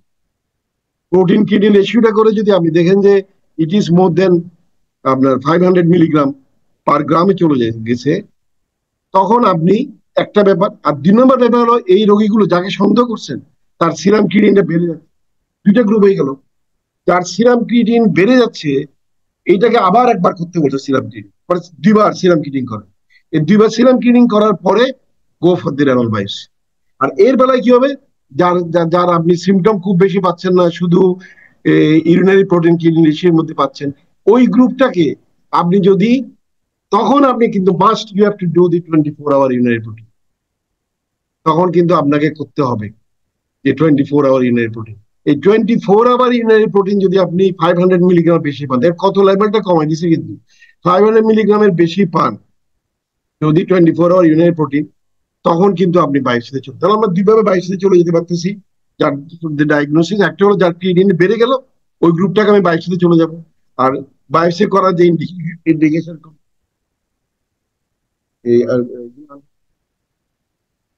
কিভাবে বায়োপসি মিসাইজ দীর্ঘ, তাহলে আমরা যদি এই গ্রুপে চলে যাই, যে গ্রুপটাকে এখন আমার বায়োপসি করার পরে আমি লুপাস নেফ্রাইটিস পেয়ে গেলাম, ধরুন আমি লুপাস নেফ্রাইটিস পেয়ে গেলাম, এই লুপাস নেফ্রাইটিস পাওয়ার পরে আমার সেকেন্ড উদ্দেশ্য হবে এই পেশেন্টটা কি ইএসআরটিতে যাবে না যাবে না। আমি এখন এই লাইনে যাব যে এই পেশেন্টটা ইএসআরটিতে যাবে কি যাবে না। তাহলে আমি কাদেরকে সন্দেহ করবো যে ইএসআরটিতে যাবে? খুব কতগুলো পয়েন্ট যেগুলো আমরা করতে পারি, ইজিলি করতে পারি। যার ডায়াগনোসিস সিরাম ক্রিয়েটিনিন মোর দেন 1.3 থাকে, এই লুপাস নেফ্রাইটিসের প্যাথোজেনেসিস প্যাথোলজি জাকিরিয়া খুব সুন্দরভাবে এটা। কিন্তু এই যে পয়েন্টগুলো, যে পয়েন্টে দিয়ে আপনি চিন্তা করবেন যে ইএসআরটি যাচ্ছে, তার জন্য কি করতে হবে? আপনাকে একটা সিরাম ক্রিয়েটিনিন করতে হবে। যার সিরাম ক্রিয়েটিনিন মানে at the level of diagnosis more than 1.5, তার কিন্তু ইএসআরটি যাওয়ার সম্ভাবনা বেশি। যে রোগীটার আমি হাইপার টেনশন পাবো অ্যাট ডায়াগনোসিস, কারণ এসএলইতে হাইপার, খেয়াল করেন এসএলইতে renal manifestation proteinuria microscopic hematuria বলা হয় যে 100% থাকে, কিন্তু হাইপার টেনশন থাকে যে 50%। তাহলে আর 50% হাইপার থাকে না। তাহলে যেই গ্রুপের হাইপার টেনশন থাকবে, যেই গ্রুপটা আপনার বায়োপসি করার পরে ক্লাস 4-এ চলে গেল, এই গ্রুপটা এই পেশেন্ট দেখুন যে কমপ্লিমেন্ট লেভেল কম। এখানে একটা ফেলাসি আছে, কমপ্লিমেন্ট কি C3 কমবে না C4 কমবে না দুটাই কমবে? এখন দেখলেন আপনি ইউলার ক্রাইটেরিয়াতে C3 এন্ড C4 যদি কমে এক ধরনের গ্রেডিং করছে, শুধু C3 কমলে এক ধরনের হতো C4, শুধু C4 যদি কমে C3 না কমে, তখন আপনি ভেরি ইন্টারেস্টিংলি ফ্যামিলিয়াল এসএলই গুলো কিন্তু C4 কম নিয়ে আসে, C3 এগুলো নর্মাল থাকে। তাহলে এই যে কমপ্লিমেন্ট লেভেলটা কম, হাইপার টেনশন আছে, সিরাম ক্রিয়েটিনিন মোর দেন 1, মেল পেশেন্ট ক্লাস 4, এরা ইএসআরটি দিতে যাবে। তাহলে কতদিন ইএসআরটি দিতে যাবে? নেক্সট পয়েন্ট, কতদিন ইসে যেতে পারে? আমরা দেখছি যেসব কেস লুপাস নেফ্রাইটিস ডায়াগনোসিস, ওদের ইএসআরটি কিন্তু এত খাবদাবার কিছু নাই। ওদের ইএসআরটি বলা হয় যে 15 বছর লাগে, except in the African population যাদের APOL1 অ্যালিল, এদের কিন্তু তাড়াতাড়ি সিকিডি দিকে চলে যায়, তাড়াতাড়ি ইএসআরডি দিকে চলে যায়। তাহলে আমি এখন ভাগ করে ফেলাম যে এই গ্রুপটাকে লুপাস হয়ে যেতে পারে, এই গ্রুপটা ইএসআরডি তে চলে যেতে পারে। তখন আমি অ্যাজ অ্যাকর্ডিংলি এবং ইন্ডিভিজুয়ালাইজ করে আমি ট্রিটমেন্ট করতে। আরেকটা যেটা জিনিস আমরা চিন্তা করি আর কি, যে এসএলএ ডায়াগনোস করার সময় আমরা অনেক সময় অ্যান্টি-ডিএস ডিএনএ করি যে নেগেটিভ হলো এসএলএটা, এটা কিন্তু ঠিক না। যে কোনো ইমিউনোলজিক্যাল ফ্যাক্টর আপনি অ্যান্টি-ডিএস ডিএনএ বলে অ্যান্টি-স্মিথটা করেন, এটা পজিটিভ হলেও কিন্তু এসএলএতে চলে যায়, এবং অ্যান্টি-স্মিথ এসএলএ পেশেন্টের 25% ক্ষেত্রে পজিটিভ হয়ে যেতে পারে। আর আরেকটা যেটা আমরা ভুল করি, এএনএ পাওয়ার পরে মনে করি যে এসএলএ হয়ে গেছে, এটা আবার ঠিক না। ANF is the only entry point. ANF থাকলে যে এসএলএ হবে এমন কথা না, নর্মাল পপুলেশনের 10% এএনএফ পজিটিভ থাকতে পারে, এএনএফ নেগেটিভ থাকলে C3 C4 কমে যেতে পারে in case of chronic infection. তাহলে এইগুলো আমরা চিন্তা করে ব্রডলি ডায়াগনোস করতে পারে।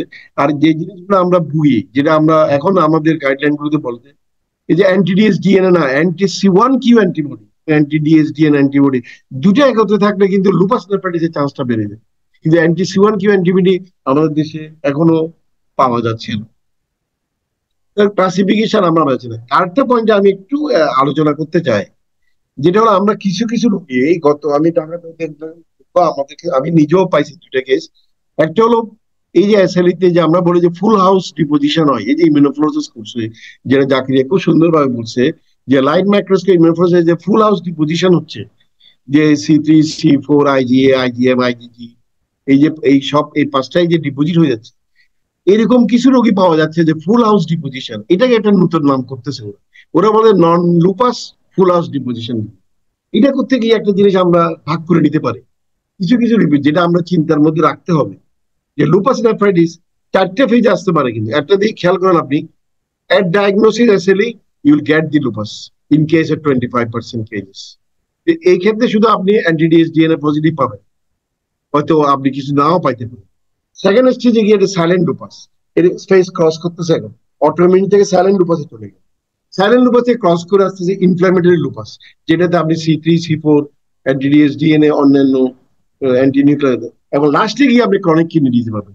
এই যে প্রথম তিনটা ডিজিজে আপনি যদি পেয়ে যান, according to the immunological and immunofluorescence criteria, you have to give the treatment. এখন আমাদের এই ট্রিটমেন্টটা দিতে গিয়ে আমরা যে প্রবলেমটা ফেস করি, প্রথম যে জিনিসটা আমরা আপনাকে অ্যাডজাংটিভ থেরাপিটার কথা খেয়াল রাখতে হবে, যে এই যে ক্লোরোকুইন, দ্যাট ইজ আমরা যেটা কমন মানে কমপ্লিকেশনের জন্য এই ড্রাগটা যে রিকমেন্ডেড বলে আমরা ইউজ করতে, এই ড্রাগটা কোনো মতেই পূর্ণ করা যাবে না। এই জিনিসটা একটু মনে রাখতে হবে। ইভেন ইন প্রেগনেন্সি এসএলই কিন্তু খুব ডেঞ্জারাস, যেটা আমাদের প্রেগনেন্সি যেটা আমরা ট্রিটমেন্টে যাই, এই আমরা ক্লোরোকুইনটা আপনাকে দিয়ে যেতেই হবে, এবং এটা ফ্লেয়ার কমাবে না, মোটিলিটি কমাই দেয়। এটা বিভিন্ন এভিডেন্স বেসড মেডিসিন দেখা গেছে। বোন মিনারেল ডেন্সিটি যেটা আমরা স্টেরয়েড ইউজ করতে হয়, একটু না একটা স্টেরয়েড ইউজ করতে হয়, ফ্লেয়ার কমাবে না, কিন্তু এগুলো কমায় রাখবে। এবং প্রেগনেন্সিতে ইট শুড বি গিভেন। থেরাপির বেলায় আমি শুধু মডার্ন থেরাপির মধ্যে চলে যাচ্ছি। আমরা জানি এখন আমরা যেটা ইউজ করি, আমরা we always use the triple regime, triple immunosuppressant, যে একটা ট্যাকোলিমাস আর cyclosporine plus MMF plus steroid, তিনটা একসাথে মাল্টি টার্গেট, যেটা জাকারিয়া বললো যে বিভিন্ন জায়গায় কাজ করছে। এখন আমরা যে দুইটা কমনলি ইউজ করা হয়, যে বুকোস্পোরিন অথবা বেলিবুমেব, এই দুইটা কিন্তু কি অ্যাপ্রুভ হয়েছে 2020-2021 সালে। ওরা বেলেনিস্টা নামে চলে আসছে, আর একটা চলে আসছে 2020-21 সালের দিকে। ইন্ডিয়াতেও কিন্তু চলে আসছে আপনার বুকোস্পোরিনটা, আমাদের দেশে এখনো আসে নাই। যে ওই যে ট্রায়াল করা হওয়ার, এখানে আপনার একটা জিনিস খেয়াল রাখতে হবে, আপনি দিলেন ট্রিটমেন্ট ট্রিপল ইমিউনোসাপ্রেসেন্ট, আপনি স্টেরয়েড দিতেই থাকবেন। এখন আমরা বলি যে স্টেরয়েড একদম low dose. After 3 months the dose of the steroid should be 2.5 milli or less। 3 মাস পরেই কিন্তু 2.5 মিলিগ্রামের নিচে লো ডোজ বলে আমরা, যখন এটা স্টার্ট করা হবে 0.4 to 0.5 milligram per KG body weight use করা হচ্ছে স্টার্টিং। এবং এটা আপনার 4 সপ্তাহ যাওয়ার পরেই কিন্তু এটা চলে যাচ্ছে যে 15 মিলিগ্রাম, তারপরে 10 মিলিগ্রাম, তারপর 2 সপ্তাহ পর 7.5 মিলিগ্রাম, এভাবে কমতে কমতে কিন্তু 3 মাস পরে 2.5 মিলিগ্রাম চলে যেতে হবে স্টেরয়েডে। এবং দেখা গেছে এটার হাই ডোজ এবং লো ডোজের বেনিফিট সেম, কিন্তু adverse event in the high dose is more. এখানে আমি একটা কথা বলতে, এখন যারা আমরা আমাদের বলতেছি যদি প্রোটিনিয়া বেশি থাকে বেলিমুভটা ইউজ করা যাবে না। বলা হচ্ছে যে বেলিমুভটা প্রোটিনের সাথে বেরিয়ে চলে যায়, এই জন্য প্রোটিনে আমরা বলি 5% না, we have to change treatment regime. এরপরে আমি ট্রিটমেন্ট চেঞ্জ করার পর আবার দেখবো 25%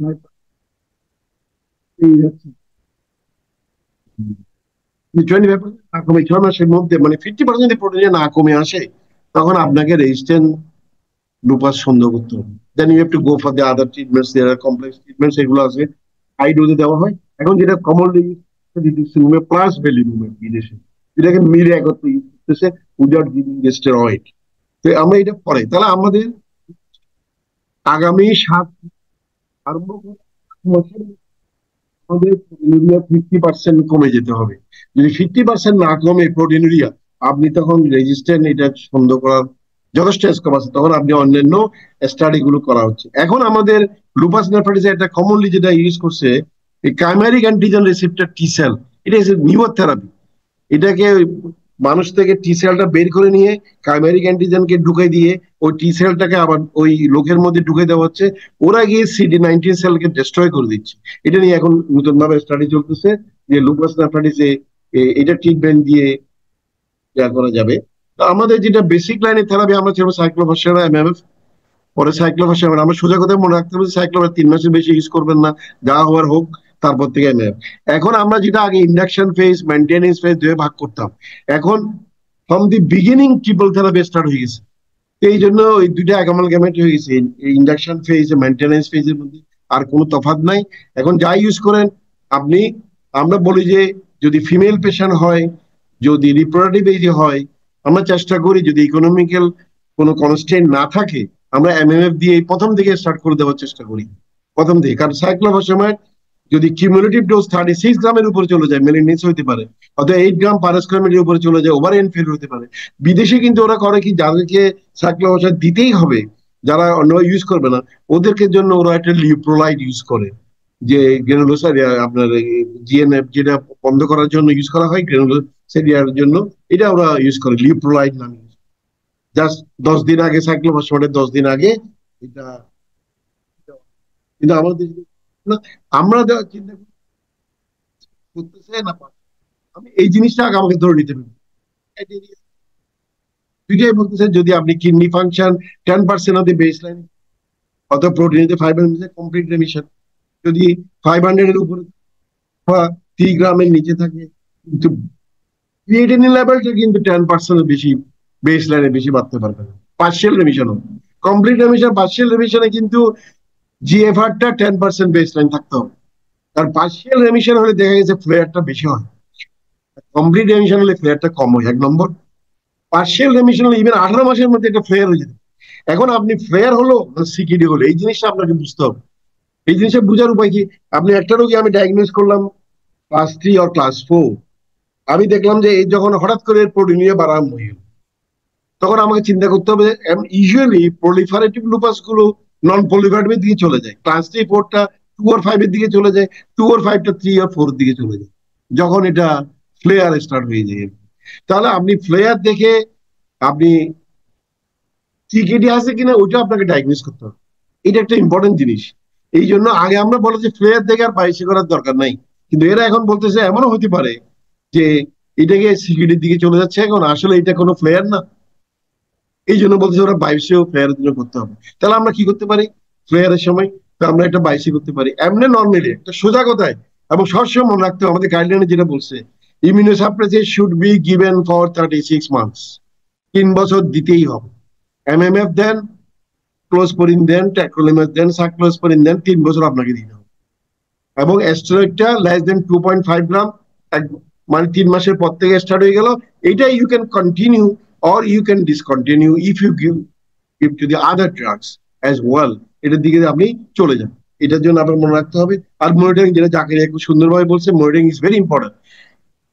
আমরা যেটা বলতেছি 36 মাস পরে আমি ইমিউনোসাপ্রেসিভ উইথড্র করতে চাই, এটা কি শুধু আপনি রেনাল সবকিছু চলে গেল, অ্যান্টি-ডিএসডিএন চলে গেল, সিটি C4 নর্মাল হয়ে গেল, প্রোটিনুরিয়া কমে গেল, আমি কি উইথড্র করতে পারবো? ওই ক্ষেত্রে সেই প্রিভিয়াস SLA ডিজিজ অ্যাক্টিভিটি ইন্ডেক্সটা চলে আসছে। আপনি ওই ক্ষেত্রে দেখেন যে SLA ডিজিজ অ্যাক্টিভিটি যদি আদার অর্গান সিস্টেম কি ইনভলভ আছে কিনা, যেগুলোর জন্য আপনার ইমিউনোসাপ্রেসিভ লাগে। একদম করে ইমিউনোসাপ্রেসিভ 36 মাস পর বন্ধ করে দিলেন, অন্য অর্গান গুলো ইনভলভ হলো। তো এই জন্য ওরা বলছে ওই ক্ষেত্রে কি আপনি SLA ডিজিজ অ্যাক্টিভিটি ইন্ডেক্স 36 মাসে দেখেন। আচ্ছা এইবার গেল ইভেন লুপাস নেফ্রাইটিস সবকিছু নর্মাল, কিন্তু disease activity in the kidney থেকে যেতে পারে। এই জন্য আমাদের দেশে এটা সম্ভব না। আমি যদি ইলেকট্রন মাইক্রোস্কোপি করে বায়োপসিটা করতে পারি যে অ্যাক্টিভিটি ইন্ডেক্সটা যদি মোর দেন 2 or chronicity ইন্ডেক্সটা যদি মোর দেন 6 থাকে, we have to continue the immunosuppressive therapy up to 42 weeks, 42 months, 36 months, এখন আমি চলে গেছি 42 months। 42 মান্থসে একটা আবার আপনি রেনাল বায়োপসি করতে পারবেন। এবং এখানে যখন আমি ইলেকট্রন মাইক্রোস্কোপি করে অ্যাক্টিভিটি ইন্ডেক্সটা 2 এর নিচে পাবো, then you can discontinue the immunosuppressive. তাহলে দেখেন এখন প্রোটোকল বায়োপসির মতো হয়ে গেছে। আমি 36 উইকসে করতে গেলে আইডাস স্ক্লেট SLA ডিজেক্টিভ নিয়ে যেতে হবে, অথবা রেনাল বায়োপসির দিকে যেতে হবে, কারণ আদার অর্গান এটা বুঝার জন্য। আর 2 নম্বর হলো যদি ডিজ অ্যাক্টিভিটিতে কোনো কিছু ছাড়াও থাকতে পারে, তখন আপনি কি করবেন? আপনার যদি এরকম যে সন্দেহ লাগে যে 500 না 200 হচ্ছে, 200 মিলিগ্রাম হচ্ছে আপনার প্রোটিন ইউরিয়া, তখন আপনি কি করবেন? তো ওই জন্য আপনার যদি একটু সন্দেহ থাকে, বলতেছে ওরা 42 মান্থস পর্যন্ত চলে গিয়ে আবার একটা বায়োপসি করার জন্য, আবার একটা বায়োপসি করে যে আপনি activity index is very important. Activity ইন্ডেক্সকে আপনাকে লেস দেন 2 তে যেতে হবে রিপিট বায়োপসি। যদি লেস দেন 2 তে পান, then you can discontinue the treatment. তো আমরা যখন সোজা কথায় আমি যে সামারি যেটা বলতে চাচ্ছি, আমাদের এখন রাখতে হবে ট্রিপল থেরাপি আমাদের ইউজ করতে বোক্লোস্পোরিন, 2 নম্বর হলো কন্টিনিউয়াস মনিটরিং আমার লাগবে। Steroid should be low dose, not more than 2.5 gram after 3 months. Renal biopsy আপনি ইমিউনোসাপ্রেসিভ স্টপ করার আগে করতে হবে। আর অ্যান্টিমেরিয়াল ড্রাগটাকে আপনি কন্টিনিউ করতে হবে throughout your life. And in case of pregnancy no other, যেমন বেলি মুভেও বলা হয় যে দেওয়া কঠিন, কারণ বেলি মুভে নাকি আপনার থাকে, ওই অ্যালকোহল থাকবে, ওই জন্য প্রেগনেন্সিতে কন্ট্রাইন্ডিকেট হয়ে গেছে।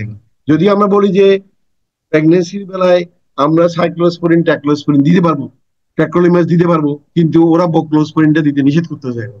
বোক্লোস্পোরিন বলে যে প্রেগনেন্সিতে দেওয়া যাবে না, আপনি দিতে চাইলে সাইক্লোস্পোরিন অথবা ট্যাক্রোলিমাস দিতে পারেন। এমএএফটাকে শিফট।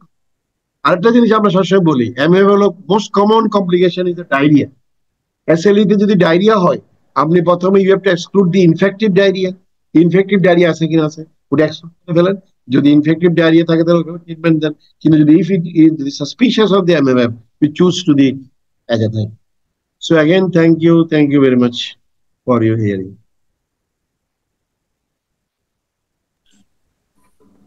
আমার বলা শেষ এখন। Thank you so much sir, খুব সুন্দর করে আমাদের সামনে প্রেজেন্ট করার জন্য। আই থিঙ্ক আমাদের যে সমস্ত কোয়েশ্চেন গুলো এসেছে অলমোস্ট সবগুলো কোয়েশ্চেনই কাভার্ড হয়ে গেছে।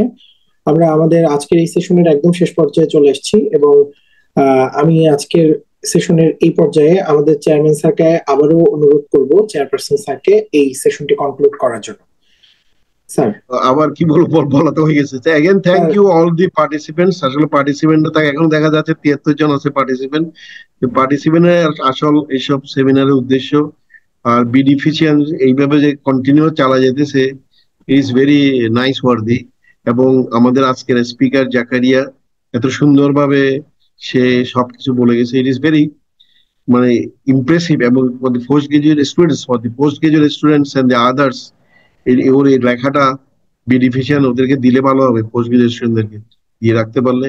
Again thank you everyone, good night, have a nice day. Thank you very much. Thank you sir, sir ভালো থাকেন, শরীরে যত্ন নিয়েন স্যার।